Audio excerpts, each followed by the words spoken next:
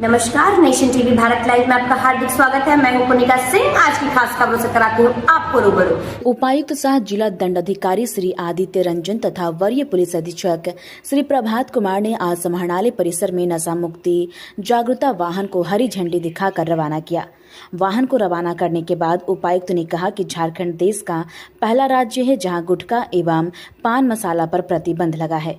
उन्होंने कहा कि धनबाद के युवाओं को नशा से दूर रखने और उस पर रोक लगाने के लिए जागरूकता रथ को रवाना किया गया है। रथ अगले 2 सप्ताह तक जिले के विभिन्न क्षेत्र में भ्रमण कर लोगों को हर तरह के नशा से दूर रहने के लिए जागरूक करेगा। उपायुक्त ने कहा कि समाज में बदलाव लाने के लिए जिला प्रशासन द्वारा बृहद रूप से अभियान चलाया जाएगा। स्कूल, कॉलेज, शैक्षणिक संस्थानों सहित अन्य प्रतिबंधित क्षेत्र में इसका कारोबार करने वालों के विरुद्ध सख्त कार्रवाई की जाएगी। वहीं वरीय पुलिस अधीक्षक ने कहा कि जिले के सभी थाना को स्कूल, कॉलेज, शैक्षणिक संस्थानों सहित अन्य प्रतिबंधित क्षेत्र के आसपास संघन अभियान चलाने का निर्देश दिया गया। उन्होंने लोगों से पुलिस को गुप्त रूप से इसकी सूचना देने का भी अनुरोध किया।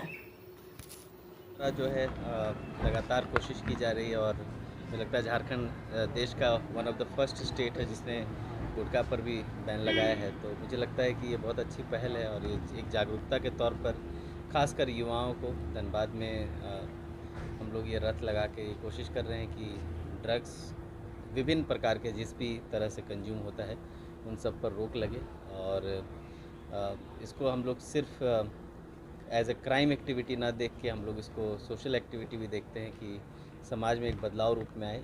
एक तरफ से उस पर रोक लगाने के लिए उसमें संलिप्त जो लोग हैं उस पर कार्रवाई हो, दूसरी तरफ जागरूकता भी फैले ताकि उसका जो मूल रूप से कंजम्पशन है वो कम हो। जैसे ही वो कम हो जाएगा तो फिर ये एज ए बिजनेस या ये एज ए क्राइम जो है वो अपने आप कम हो जाएगा। तो इसको एक होलिस्टिक पर्सपेक्टिव के साथ हम लोग मिलके इसको करेंगे और कोशिश करेंगे कि धनबाद को इससे पूर्ण रूप से मुक्त करें। ये अभियान कब तक चलेगा? के निकट अभी भी ये गुटखा तंबाकू इसे बेचना बंद नहीं हुआ है।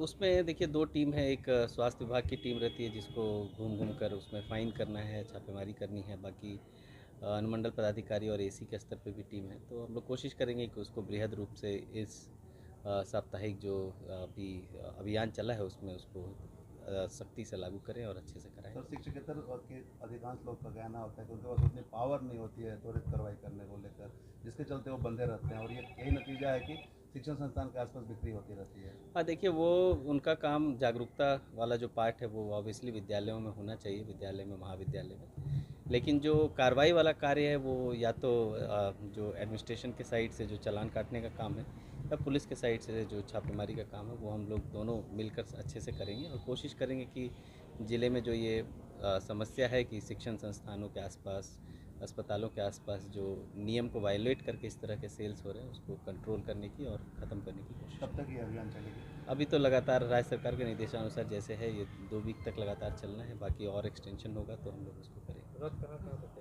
वो उतना डिटेल सर, पुलिस प्रशासन से जरूरी है सेम चीज़ है। हाँ सर, एक्चुअली सर कुछ बातें ऐसी सामने आती हैं जैसे नशा मुक्ति को लेकर अभियान चलाया जाए, अच्छी पहल है सरकार की।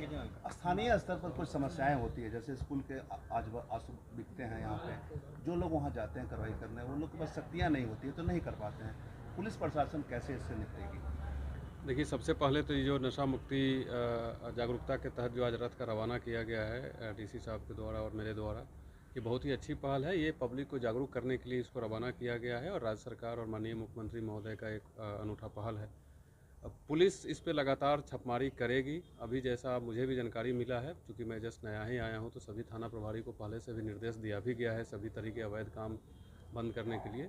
लेकिन अभी जैसे मैं एक स्पेसिफिक रूप से जितने शिक्षण संस्थान हैं उसके आसपास अगर किसी प्रकार का कोई गुटखा या नशा का कोई भी पदार्थ बिक रहा है तो उसके लेकर के विशेष अभियान चला करके छापेमारी कर और कार्रवाई करने का निर्देश अभी मेरे द्वारा जारी किया जाएगा और उसको मॉनिटरिंग भी करेंगे। और आपसे मेरा अनुरोध है आप सभी से कि अगर कहीं कोई स्पेसिफिक ऐसी सूचना हो, कोई पर्टिकुलर दुकान हो, कोई एरिया हो, तो आप जरूर उसको हम तक पहुंचाइए, हम लोग कार्रवाई करेंगे। सर, कल भी स्पेशल ड्राइव आपने चलाया है जहाँ पे Rahul memorial Delhi international school के बारे में और लोग बात क्यों नहीं कर रहे हैं?